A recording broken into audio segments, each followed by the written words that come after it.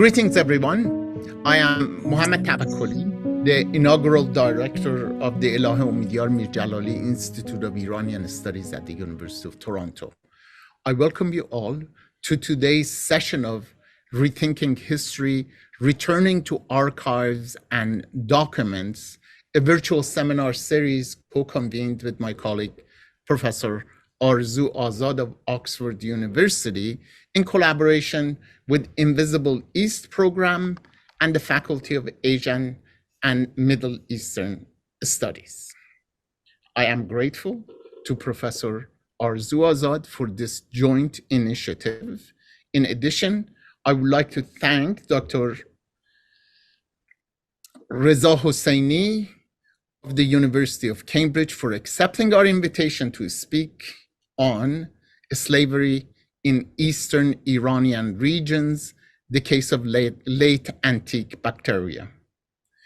Dr. Huseini's presentation will be followed by a brief commentary and discussion by Dr. Khodadad Reza Khani. Dr. Arzu Azad will introduce our colleagues and will moderate today's session. At the outset and before introducing our speakers, I would like to express our collective gratitude to Canada's Indigenous people and acknowledge this land on which the Elahé Omidyar Mir-Djalali Institute of Iranian Studies operates.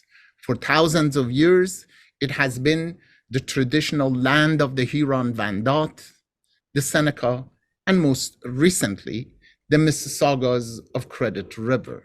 Today, this meeting place continues to be the home to many Indigenous people from across Turtle Island, and we are grateful to have the opportunity to teach and learn on their ancestral homeland.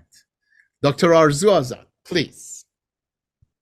Thank you so much, Professor Tabakkoli Taghi. What a pleasure it has been to be running this series with you, which, as others who have been coming, and we have had some loyal participants who are here today, know, this started off with a nice chat on the sides of a conference, and it's been running since April, almost every month, and it's been a real enlightening, I think, for all of us experience.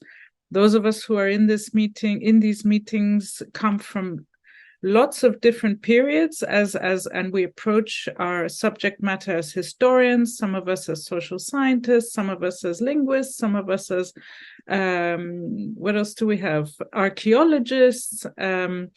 But we are all united, if you will, in our interest and fascination for documents and archives and what they can tell us about our region. So, thank you so much. I have the pleasure of introducing our speaker, Dr. Saeed Reza Huseini, who has been a dear colleague of mine for many years, since both of our research interests are very much in Afghanistan. Dr. Huseini is himself a born Afghan from Balkh, and he is a research fellow now at King's College, Cambridge. His journey of education and research is set against an experience of forced migration. He studied history at Nehru University in New Delhi before moving to Leiden University with a Cosmopolis scholarship. There, for his second MA in history, Dr. Huseini researched the historical and cultural connectivity between Iran, India, and Central Asia. Dr. Huseini's doctoral dissertation at Leiden investigated the diverse and dynamic processes of the I think the doctorate is still in its final stages, isn't it? So, but anyway, you're like a doctor for us. The diverse and dynamic processes of the Arab-Muslim conquests of Bactria in the 7th and 8th centuries. And he worked with a range of Arabic and non-Arabic documentary, including Bactrian and Sogdian, and literary sources, together with other sources of material culture, to analyze the consolidation and naturalization of Arab Muslim rule in Eastern Iranian regions. For those of us in this call who are modernists, what we mean by that is basically Afghanistan and what's today Central Asia. And the languages I mentioned, Bactrian and Sogdian, belong to what's called the Iranian language family, but are different to Persian, but belong to the same family. Currently, Reza is working on his new project called The Mongols, a 16th century Indian version of Mongol history. His publications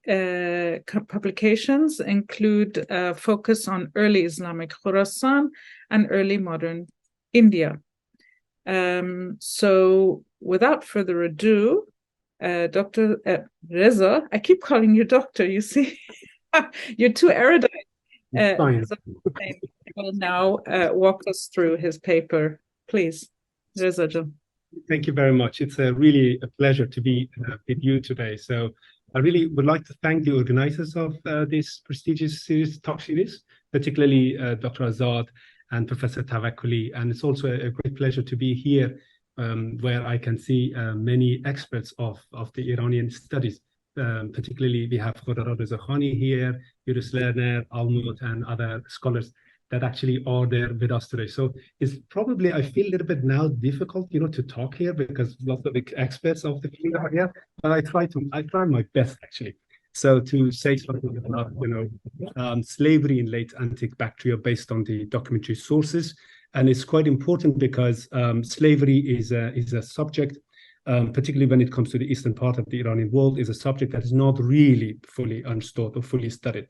So I really tried my best to at least, look at these documents and understand what they talk about the slaves and what they talk about social life, basically, in the eastern part of the Iranian world. And in this talk, I will draw on some Bactrian documents to discuss the slavery, as I said, and I try to ask some questions, particularly this question that how do Bactrian documents define slavery? What kind of terminology is used to address the slaves? How did a person become a slave? And what was the legal status of a slave in Bactrian society? So these are the questions I try to deal with and then try to basically get some information from the Bactrian documents. But before really entering this discussion, I would like to give some information about the Bactrian documents. So, I mean, most of us are already familiar with these documents, but then to say a little bit more on that. Here's the, I hope you can all see this. Yes. Okay, great. So I'm here with Bactria. So you see it's part of the Eastern Iranian world is between India, the steppes, and China, with the Omidyar is going through the middle of it geographically. And then here's the places where the Bactrian documents were basically where come from, or you can say the name of the places are mentioned on this document. So you can see mostly they are coming from the southern part of the Omidyar or northern part of the Hindukush, which is now part of the modern Afghanistan. So the documents we are dealing with, they are also called Bactrian, but this is the name we gave them. So they never themselves say that this is the Bactrian document or the Bactrian language. So basically, they are written in a language called Ari, and then Ari is the word mentioned in Kanishka's inscription of Rabatak. So these documents today we talk about, and then call them Bactrian, is the name later given to them, but is basically written in the Ari language. And the documents, the Bactrian documents coming from now I'll use basically Bactrian documents for this conversation. And the Bactrian documents we talk about, 168 documents were already translated and published by Nicholas Sims Williams. And these documents, as I said, coming from the northern part of the Hindukush.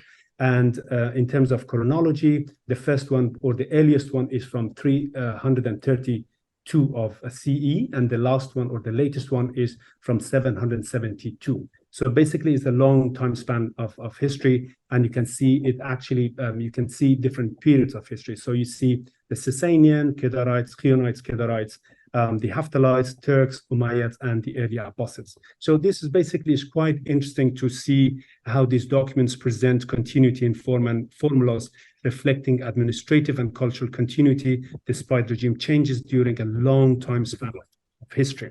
So these documents, as I said, they're coming from this northern part, but then we also need to know that at this time we are talking, there are different principalities in this region. So politically, they are very, in a way, fragmented, and these documents are coming from different regions. So, we should actually keep this in the background when we talk about these documents. And these documents, as they look like this, basically, as you see the pictures, and they have some advantages and, like other, you can say, historical sources, some limits. So the greatest advantage of these documents is that most of them are completely preserved. So some of them even have their clay ceilings still attached to them. They were attached to them. And some of them were opened centuries after they were originally sealed for research and translation. So basically we have, you can say, the documents were not edited over time. And also it is quite important to know that the legal documents, many of them, are in the form of double documents. So you see the same text is written twice by the same handwriting and then sealed, basically. So you have one text but written twice. So this is actually quite important thing about these documents. And also they provide detailed information about any deal is involved in it. And also, as I said, like other historical sources, they have some disadvantage or limits. So the first thing is that they are not coming from all over Bactria. So basically they come from some parts of Bactria, as you can see it here. So they don't cover the entire region, and they mostly come from the Robe region in the south. So you can see here, this is the Robe region here, or maybe I can go back to this one. Let's see better. So they come from the Robe in the south, Guzgan and Gaz in the west, and Samingan and Karagistan and Vardu in the east of Bactria. Hence, my arguments about the slavery won't be like a kind of generalized issue about whole Bactria, but only related to the region, to the areas, basically, these documents. In this talk, I will focus only on two specific documents that directly relate to the slavery, and then contextualize them by using other relevant documents to understand slavery in its social context in late antique Bactria. The first document that here is the first document. The first document that I want to discuss is a deed of manumission. It was produced in 247 of the Bactrian calendar, corresponding to 470 CE. You can say it's basically from the Huseinian period. In the city of Lan in Karagistan, at the court of the governor. It is a double contract in which the same text is written twice, and it is witnessed by some officials, including the overseer of the market. So here is basically a translation from Sims Williams, and you can see the text. According to the document, a certain slave named Zer, son of Bagbandak, has paid an amount of money to purchase his freedom. The document also refers to the name of Zer's former owners, who were natives of Pidud, an area that is known from another Bactrian document, and probably was located in the northwest of Balkh. It is unknown how Zer ended up in Lan in eastern Bactria. The document has a specific legal statement and clauses that elaborate further on the regulations related to the practice of slavery. The document declares that Zer was a slave who purchased his freedom permanently. How he provided the money is not mentioned. The owner of Zer asserts that he made this document freely and willingly, and it is satisfied with its content. He says that because Zer paid his full price, he set him free forever without having any claim and argument. He then promises that if he or his family members or relatives pursues there in the future, object to his freedom, or claim him by showing another sealed document, all those claims will be invalid at the court of law, and he should pay fine of 50 gold dinars to the government and the same amount to the opposite party, which in this case is there. In Bactrian documents, the amount of the fine was often twice that of the price paid for a deal. That helps to assume that Zer had paid 25 dinars for his freedom. The document does not mention what kind of social rights Zer could gain after he had bought his freedom. However, it is clear that Zer's actual status has changed, and that and he was recognized as a free person by the local authorities. Certainly, a copy of the document was given to him as a proof of his freedom. The document ensured that Zer should not be pursued or claimed by anyone, indicating this document also played the role of a protection document issued by the government. The second document that I'm going to talk about is produced 2 centuries after the first document related to Zer. It is written in 446 of the Bactrian calendar, corresponding to 669 CE, in the district of Samangan at Morogan in the market belonging to the ruler of Ro. The setting of this document is the marketplace, which stood under the jurisdiction of the rulers of Ro. So this is basically the document, and I have the image from the Khalili collections, thanks to them who actually allowed me to have this, I can say, image and share it here. So this is basically a translation of the second document from Nicholas Sims Williams. In this document, we read about the selling of a boy named Khalas. The boy in question is sold to slavery by his family members due to the famine that they were suffering in their area in eastern Bactria.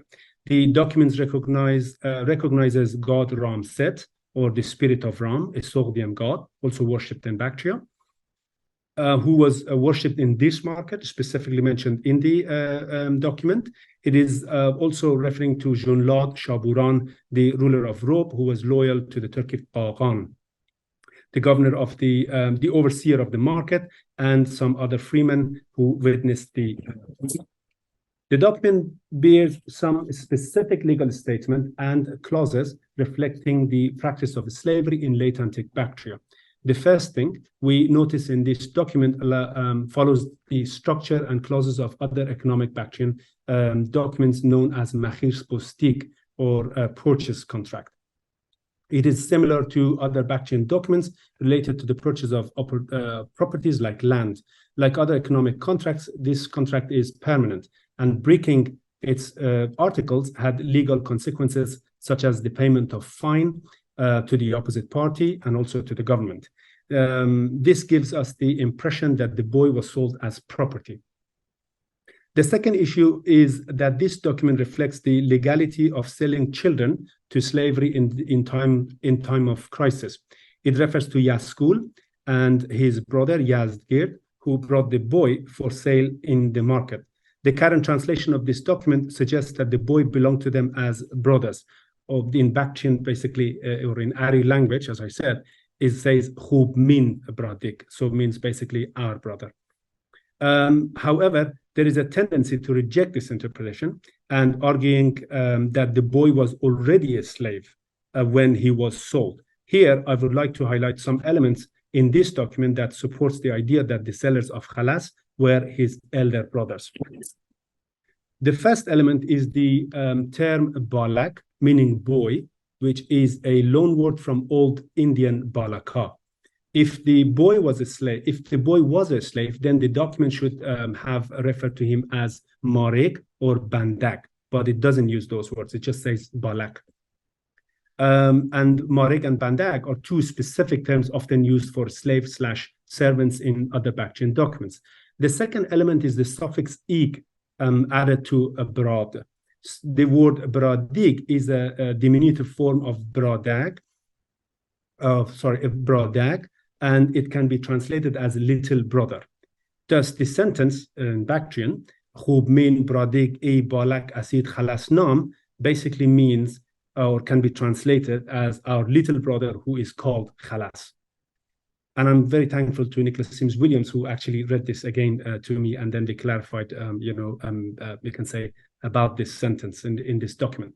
The third element is the justification clause. It means that they sold the boy because they could not keep him in the time of famine. If the boy was not a family member, then the document would not have used this justification clause and would simply use the term Marig or Bandak, and also saying that I'm selling basically this person. So it is worth mentioning that the sale of a children to slavery in times of difficulty was not confined to Bactria. The Middle Persian legal text Madagani Hazardadistan, the Book of 1000 Judgments, has a chapter on selling children by their parents. In one episode, the conditions for selling children is described as follows. Only the father is entitled to sell children into slavery, and on his deathbed, or in a state of physical helplessness, he is entitled to sell them only to someone to whom it is permissible to sell in the state of at-wadat. And probably we can discuss this more in the Q&A time. Legally speaking, the document related to khalas transferred the right of guardianship from the original family to another family. However, the nature of that right was significantly changed by this transaction. As a result of this agreement, the freeborn boy became a slave and the property of another family, and his new owners obtained right to treat him any way they wished. They could keep the boy in their house for domestic, service, sell him, pound him, give him as gift, hire him for money, detain him for his misdeed, and or free him for good service. The document related to the sale of the boy refers to two types of slavery that were legal and practiced in 7th century Bactria. First was the slave born in one's possession, as in Bactrian is actually called Khub Najadag Marik. And the second was the slave purchased for money, or drachm khirsik. So this is coming from that. The boy khalas belonged to the second category, or you say drachm khirsik. The document does not clarify what kind of rights each type of these slaves had. It does not say anything about food, clothes, or the place where the boy lived. Absence of these clauses related to these rights suggests that there were no fixed regulations in this regard, and the slave owners accommodated the slave the way they wanted to. By putting these two documents together and compare them with other relevant Bactrian documents, we can learn about the nature of slavery practiced in late antique Bactria. In both these documents and also in other relevant documents, the terminology utilized for a slave is marig. It derived from Old Persian marika, which means a slave / servant. However, marig is frequently used in the greeting part of the Bactrian administrative letters, meaning servant.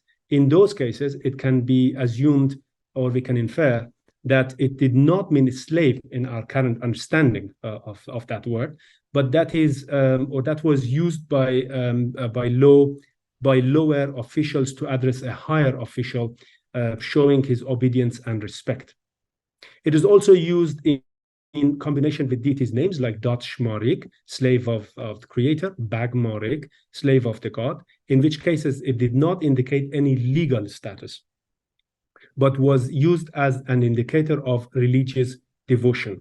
The term bandak is also used for servant in several Bactrian documents. It derived from Old Persian bandaka, meaning a slave / servant. All 29 wooden receipts dated to circa 470 in Kyrgyzstan and area in eastern Bactria mentions that goods were delivered by bandaks without naming them. Similar to marig, bandak can be seen in Bactrian personal names like Bag Bandak, slave of the god, and Jun Bandak, slave of the god Jun. Some other Bactrian documents refer to female slave as bans without further elaborating on it. So this word is bans, used only for the female, can say, slave. Apart from these, the term marskund is also used to refer to slave, servants, people, and staff. But this term is not as common as the marig and bandak. Hence, both marig and bandak were general terms referring to slave and servants alike. In contrast to marig, the word azad is used for freeman or freeborn in these documents. The frequent use of marig vis-a-vis azad in the Bactrian documents show that these legal status mattered. People were recognized either as freeborn or slave in the late in Bactrian legal system in the late antiquity. In other words, freeborn and slaves were two social labels that made them visible and meaningful in Bactria, as was the case in other late antique societies. The freeborn had certain social rights. A freeborn was associated to a household, had full rights over his properties. He was counted as citizen or sharik in Bactrian documents, who had certain legal rights, including being a witness to a legal and also sealing. In contrast to the freeborn, the slave did not have all these social rights. Bactrian documents do not identify a slave with any household. Though he could have his own family and perhaps his personal belongings, he still counted as a personal property that could be kept in the houses for domestic work, you can say, sold, exchanged as gift, hired for work, given away for liability and obligations, or detained and beaten for misdeeds. The female slaves were treated the same way, and even a Bactrian document dated to 700 CE from Kyrgyzstan in Eastern Bactria shows that a slave girl was given by the queen of Kyrgyzstan to a priest called Kamirfar for his personal pleasure.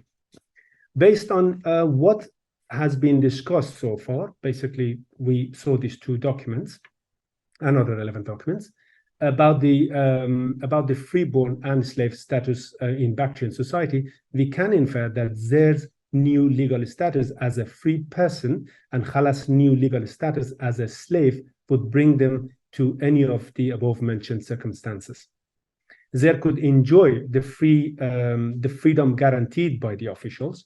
His new status was announced not simply orally, but in the form of a written document issued in the court of law. This suggests that the freedom of a slave had to be acknowledged in the court of law, where a legal document was produced and given to the slave as evidence of his freedom. Similarly, Khalas' slave's status was decided by his elder brothers and simultaneously confirmed by the court of law. And we already saw it. Oh, sorry, I just forgot about this slide. And then, as we said about the terminology of balak and balaka. And we have here. After all, the documents discussed here show that the slavery was an accepted and legal practice in Bactria. Despite regime changes, the slavery continued in the region throughout the period of late antiquity. The slaves were identified with specific terminologies such as mareg, bandag, bands, and maraskund. The term mareg and bandag were combined with deities' names to make personal names.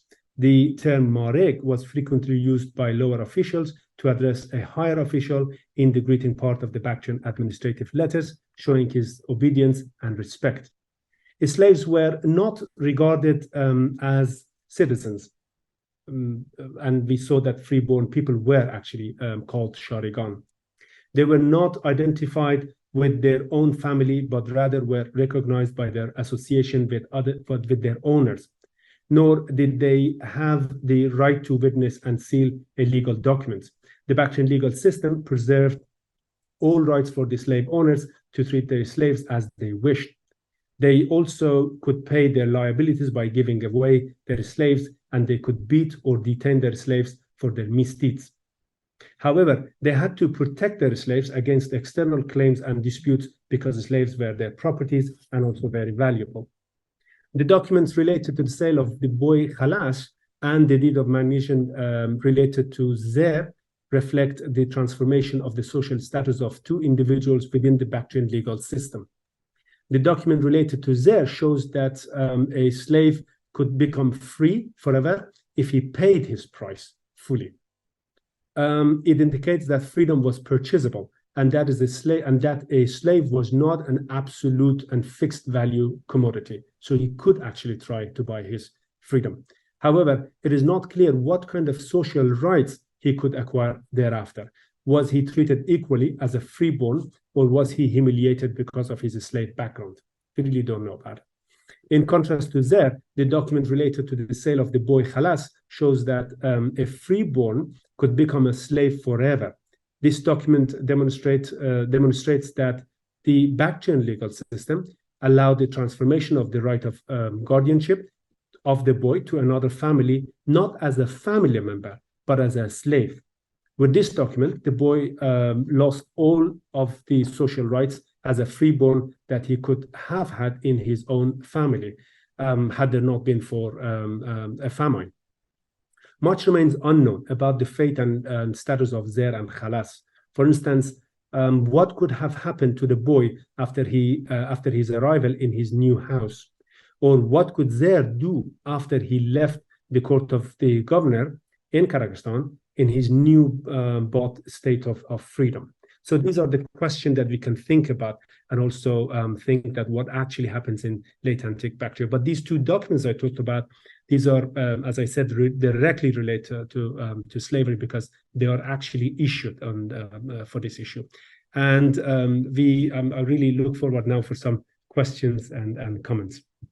Thank you. Thank you so much, Reza John. So before I let people, I'm sure there's lots of interesting questions that are going to come up. I would like to introduce our discussant, Khodadad Reza Khani, who's very kindly and graciously agreed to offer some thoughts on this topic, since Khodadad is himself an expert of Bactrian documents, and we're really, really happy to have you with us today as well. So just a quick introduction. Dr. Reza Khani is a historian of late antique and early medieval Central and West Asia. He is based at the University of Leiden in Holland. He's the author of a book, a very important book called Reorienting the Sasanians, East Iran in Late Antiquity, which came out in Edinburgh in 2017. And he specializes in the economic and political history of the Sasanian Empire within larger global history. And he has also, Dr. Reza Khani's interests and expertise is very wide and covers ancient and medieval Central Asia, Byzantium, the Caliphate, and early European history. Dr. Reza Khani, the floor is yours. Thank you very much, Dr. Azad. Also, thank you very much, Professor Tawakkoli Targhi, for the kind invitation. And congratulations to Reza Jan for a brilliant presentation. I will be quick to add my comments because I want to get to the question and answers, and I think those might be much more interesting than anything I have to say. Needless to say, Reza's presentation shows the importance of the Bactrian documents in understanding the history of East Iran, understanding the history of Afghanistan and Central Asia in antique, late antique, and early medieval period. It illustrates the sort of work that can be done with an archive and how important it is that as historians we do go back to archives and actually do read the original documents. These documents have been kindly translated and published by Nicholas Sims Williams, who still remains the authority on them. Fortunately, younger generation such as Reza and also Dr. Hussein Sheikh have been working on these documents from different points of view, and I see that the legal approach has been the most popular. It also does give a commentary to us that we need to develop our skills better and be able to deal with these documents, both in the sense of the linguistic contents of them, which has been Nicholas's specialism, and also other information. I think one of the things that this presentation and other works on Bactrian documents reveal is that how important they are to ask historical questions from a different point of view, because we are often faced with the old adage that there are not enough documents for non-European history. And as has been said, that there are no shortage of documents, rather the wrong questions that we ask of them, which are often political, historical questions. These documents do have political, historical questions as well. They do answer some of those. I have myself used them for that purpose in a couple of articles. But what they actually reveal is a different sort of historiography that we could really focus on. And the work that Reza has done shows that how important it is that we put microhistory in conversation with a larger global and connective history to allow for seeing archives like the Bactrian documents and similar ones like the Pahlavi archives from Tabaristan and what's now called generally the Qom, or now as a PhD student of mine has been calling it the Hastijan documents, in a sort of a synchronic way, and also the documents that are found in Bactria for Aramaic documents and later documents in a diachronic way, to create an understanding of regional histories and the relationship of histories together, and how we could put these in a global and connective history context. And I think this is really the way to productively look at such documents. There is a challenge of us having the skills to deal with such documents because the sort of the scarcity of the expertise scares many away.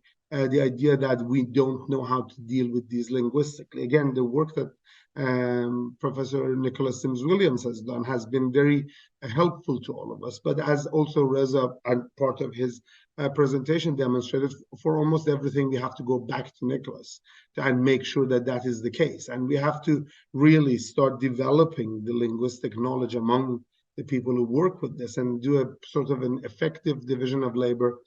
Here I might be putting my finger on a structural problem in the field of Iranian studies where we don't have enough warm bodies working on things. But at the same time have the vision of a historian, which is often missing in contextualizing such documents. Just to quickly go and end this commentary, I want to bring a couple of examples of this. In what Reza presented, one of the things that doesn't necessarily get mentioned is the relationship between slavery and the state. We do have the provision that a fine is being paid to the state if the contract is sort of somehow violated. But it doesn't really tell us much about what power the state has in enforcing such agreements. The way the both documents work with each other is that the first one being a manumission, that a full price has been paid, but the price is not mentioned. And in the second document, one of the ways of setting yourself free is to work for it. So it is a non-monetary, it could be a non-monetary way of setting yourself free as a slave. How is that governed? How does the state or any legal entity actually manage something like that? And those are the things that can be internally deduced from these documents as well, because obviously most of these documents, as well as the Pahlavi ones, are actually legal documents, the proceedings of courts, basically cases and lawsuits brought before a court. So these information, these sort of approaches to these documents need to be taken more seriously, need a lot more historians and scholars to manage them. And I look forward to the work of Reza and others doing this. And I'm very much looking forward to the questions that might arise. Thank you very much. For that, for sharing. We only have the pleasure of Reza's company for another 10 minutes. So I would invite people to please raise their hands now and ask their questions, and please keep them succinct since we only have short time.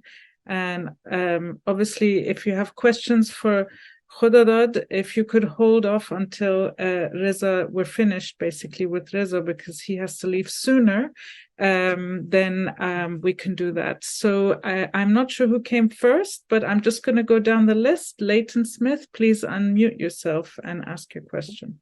Hello, let me actually get my view on. So my hair's still down from the shower. Sorry about that. But thank you so much for your talk, Professor. That was really interesting. And I had a quick question. On the slide of the manumission document, in the corner, it looked like it indicated the formerly enslaved person had sealed the document as well. Could you comment briefly on that, say, like the sort of appearance of that seal? Like, how does it look in comparison to other seals in the archive? And do we have other sort of like seals from formerly enslaved people? Thank you. Thank you very much. Just to say, we have this Bactrian seals expert amongst us in Judith Lerner. So lucky me. We'll let Reza answer, and then Judith perhaps comment as well. Reza? I thought, it's better that, to just deliver the stage, to viewers, because I actually, what I know about the sealings is what I read from, her work and, of course, Nicholas Sims Williams. But then regarding the sealings, as you, maybe I can just share it again to just show the detail here. This is document, here you can see the seal here. And then, of course, the name of the authorities just, written vertically. So the seals goes next to it. So it's basically what we see here is you can also see similar things in other documents. So you usually see, the witnesses and then the authorities who actually, not all of them, but some of them mentioned in the beginning of the, you can say the document is also their names appear at the, near the sealing. So to be recognized that the seal is belonging to this person. And then you usually see that name, within the document in the beginning part, or the part that actually talks about the witnesses. But then I couldn't really get your question in that sense. If you want to repeat it again for me. Yeah, I was mainly just interested in sort of like, I guess, confirming that I did see the seal of the formerly enslaved person on the document, but also how that sort of seal looked in relationship to other seals. I guess what I'm getting at is a question about sort of identity claims or presentation of identity through seals for formerly enslaved folks. Right. I think the best would be, you just read the book basically, or and sealings, on Bactrian documents.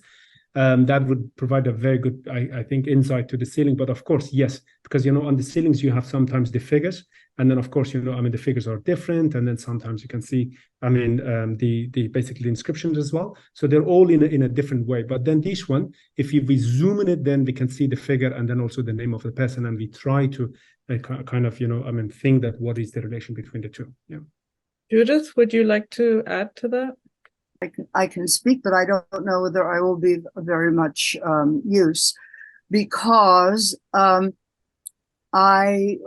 I have written a catalog of the seal impressions, I am not so sure that these particular seals, because they are not in the Khalili collection, something that I really know and have looked at firsthand.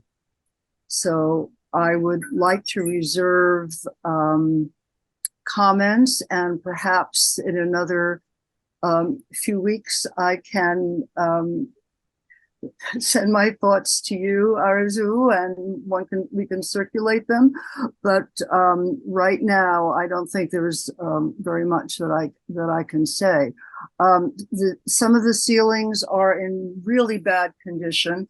Some of the ceilings that we have attached to the documents do not necessarily belong to the people who are represented in that particular place. Some of these seals are borrowed, and some of the seals, I think, could be heirlooms. We have one in particular that is the seal of so-and-so, son of so-and-so, but the person who has used that seal, whose name appears in the document, and as you can see on the back, we have the names of the people who are written, so that that identifies the owner of the seal. But the seal used very often doesn't bear any relation to the person who is using it. Thank you, Judith. And maybe just to add that we are working with Judith Lerner digitizing these seals and sealings. And we actually have Kat McNally on this call, who has been preparing that with the Invisible East project. So definitely something to look out for. We have time for one more, maybe, perhaps even more before Reza has to leave. Francis Nussink, please unmute yourself and ask your question. Thank you very much, Professor, for that fascinating presentation. I just have a question involving the old Persian loanwords that we saw, Marika and Bandaka. I assume that these words appeared in Bactrian from a Achaemenid imperial influence on the Bactrian region. Is that what occurred in this situation? Yes, this is what exactly we. Thank you for the question. This is exactly what we see from the old Persian, derived. And if you look at Hussein Sheikh's book on you can say the legal aspect of these documents, he discussed it. We can say further. But yes, Marika and both Bandak are coming from this old Persian. Yes. Thank you. Thank you. Fascinating. Is there more you wanted to say, Francis? I wanted to ask if we can derive anything from the fact that these specific legal terms come from Old Persian. If it's possible that some of these legal concepts or the role of slavery were introduced by the Achaemenids, which were of course a conquering empire. That would be difficult to say it actually, because once we say about Marik or Bandaka, as I said in the Bactrian documents, Marik and Bandaka are specifically used for a slave here. But then also, as I said, Marika is also used in the you can say the beginning part of the Bactrian administrative letters as servant. So over there, it doesn't necessarily mean the slave, but it means servant. And as I said, with the combination of God's name, it also becomes a personal name. And then, but then necessarily, it doesn't mean it's like a person is slave to that, but then it's read in that way. But as you say, the etymology of these two, we can say Marik and Bandaka, the two terms, of course they are Old Persian, derived from that. But how can we really build up on that and then say something about the Achaemenid period from these documents is very difficult to say. All right, thank you very much, Professor. Thank you so much. So I don't have any questions from the audience. I think everyone's being very polite and knows that you need to step away, Reza. So we'll let you go, and then we will continue the conversation with Khodadad for a few more minutes. So thank you very much. Please join me in thanking Reza Huseini one more time for this fantastic presentation. Thank you. Thank you very much. It's a pleasure to meet you. Thanks. Bye-bye. Good luck with your event.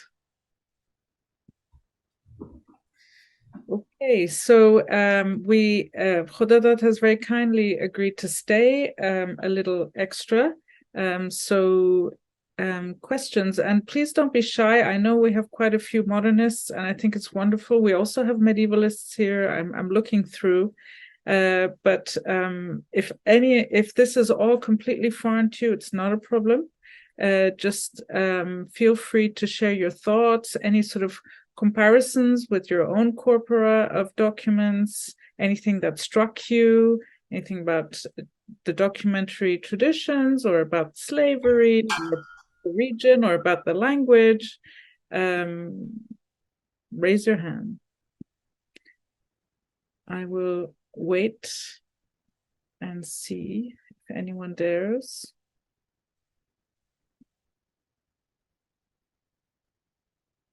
So, okay. Well, Khodadad, you and I talk quite a few times about these kinds of things. I see Professor Hintz's hands up. Oh, sorry, I only just noticed. Professor Hintze, please unmute yourself. I've just found the button. Hello. Yes, I just wanted to refer to what you said, Khodadad, about the importance of the language study. And this is actually almost an emergency looming, because the knowledge of East Iranian language, Middle Iranian language, and scholars who are experts in it, there are not that many. And working on these documents just shows how important it is to be able to handle them in the original language in order to assess them. Of course, we have the very convenient edition of Professor Sims-Williams, and it couldn't be better. And he has translated the documents which are currently available. But we desperately need young scholars engaging with these primary materials. I would maybe add and chime in and say, not as you said, thanks to Professor Nicholas Sims-Williams, we have very good translations.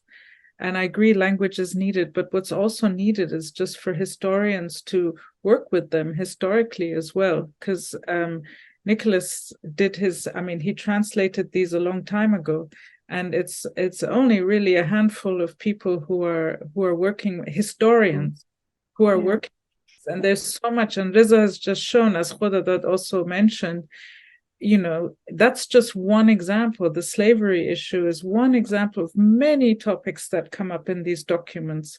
There's marriage, there's divorce, there's something that Reza talked about, which is land, and how was the land managed, and taxation, and then what's very fascinating about them is that something Reza didn't have time to go into is that they span from the 4th century to the 8th century. So they actually, the latest of the set was written when the Arabs had already arrived to this region. So you also have another set of Arabic documents that were written in the same place concerning the same people, some of the same people, some in Arabic, some in Bactrian. So they also show how multilingual world. It shows how you have different systems existing. Such exciting stuff. Research. So to echo what was and that is what makes your project so important, Arezou. Yeah, we try. But I might chime in with Dr. Hintz's comments. I understand completely as somebody who came from a philological background himself. I do understand it. Yes, indeed, it is important for historians to work on it. And I am a historian and I very much sympathize. But it is the fact that we need more philological knowledge. And alongside the increasing image of philology as something sort of antiquarian and unrelated, the lack of funding, and to be quite honest, the lack of instruction as well, has caused the problem of us, the historians, often not necessarily knowing what sort of document they're working with, because we don't have linguistic expertise.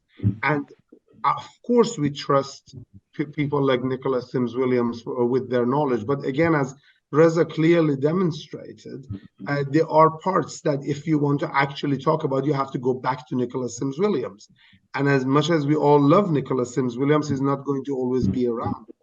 So we need to develop this knowledge better. We need to instruct better. And we need to have expertise in the field that can actually not only just read things in translation, but have the ability to figure out the language for themselves. And sadly, very few of us really concentrate on that, learn the languages, go through the trouble of knowing it. And a lot of times we just rely on the images of knowing the language. It's very easy to say that I took 3 semesters of that class and I know it. But philologists would tell you that that's not as easy. So I very much agree with Professor Hintz's worry here. And as my old teacher, I also respect what she's saying. And I do hope that there are ways that various projects and universities do provide for a return to maybe a bit less antiquarian, but still vigorous sort of philology and linguistic inquiry. Thanks for that. Very important comments made there, both. have one hand from Kirsty Schroff. Yes, I can't put myself in any category like a modernist, or so just call me purely curious. I was wondering if in the dating of the documents, what calendar has been used in the Bactrian period? Again, there Judith Lerner would be quite competent to comment, but if I might presume my position as a discussant, I will be the one who would say it, and then we can go through details. The calendar has been fixed as sometimes in 220 to 223 AD. So it has been called by Nicholas and François de Blois, who have actually studied it, as a Sasanian calendar, because that date actually matches the date of the ascent of Ardashir I to the Sasanian throne. And the historical justification offered is that since Bactria was at one point certainly conquered by the Sasanians, as we know from the presence of the Kushano-Sasanian dynasty in Bactria, and also in many of the documents, the name of months are given in the Middle Persian form, that a Sasanian-based calendar was used for these, and that matches largely with the information we have of both the Bactrian documents and also the Arabic cache, because another part of the same collection is a cache of Arabic documents, which has been edited and translated by Jeffrey Kahn, and they are of the same people, of the same group. So the date matches certainly chronologically, except a few anomalies that we have to somehow historically find reasons. I just personally, and this part is my personal commentary, it's just really weird because Sasanians didn't have a Sasanian calendar. So why do Bactrians have a Sasanian calendar? It's one of those historical things that you have to answer, and I shall go quiet here and look forward to Judith's commentary. I'm afraid, Hodadad, I have really nothing more to add to this. The dating is still somewhat controversial. Not everybody accepts it. But it seems to make a lot of sense. In talking about the documents in Arabic, this is, they overlap, as Hodadad mentioned. And so we have the same family. This seems at least a good part of the later documents belong to some family archive, the Beck family archive. And so when you have tax quittances, the Arabs have already conquered this part of Bactria, and the tax quittances are written in Arabic. But at the same time, we also have Bactrian being used locally. They don't match up completely, but it is the same family's archive. I don't know if that's of any help. Yeah, it's a really good question. I think there was a dating working group, working group that lasted decades. So it's partly the but I think that dating now is much accepted by most of us to think of it better. So that question. Are there any comments from the audience? In that case, I don't see anyone raising their hands. So we're bang on time. Thank you so much, Khodada, for agreeing, discussing. Thank you so much, Judith, almost a co-discussant, and help out here on some questions. As you can see, there's still lots to learn from these documents. It's grateful that you've all attended, and we look forward to seeing you again for our next session. Do you happen to know the date of our session? We will send the flyer to all the participants to today's session. I will just let everyone before everyone that will be Thursday. So we're back to our Thursday, 16th of November at the same time, PM UK, 12 noon Toronto time, and it's called Search of Geopolitics, Mapping Tales as 1880 to 1960. Ida Meft, Boise State University in the US. That's the 16th of November. Look forward to seeing you there. Take care and have a wonderful. Thank you, everyone. Goodbye. Thank you. Thank you again. Thank you. And good seeing everybody. Thank you, Dr. Reza Huseini, for your really inspiring conversation and the kind of discussions, interdisciplinary discussion that you initiated. And thank you, Dr. Arzu Azad, for moderating this session. And thank you all for joining us, and have a wonderful day. Thank you. Same to you. Bye-bye.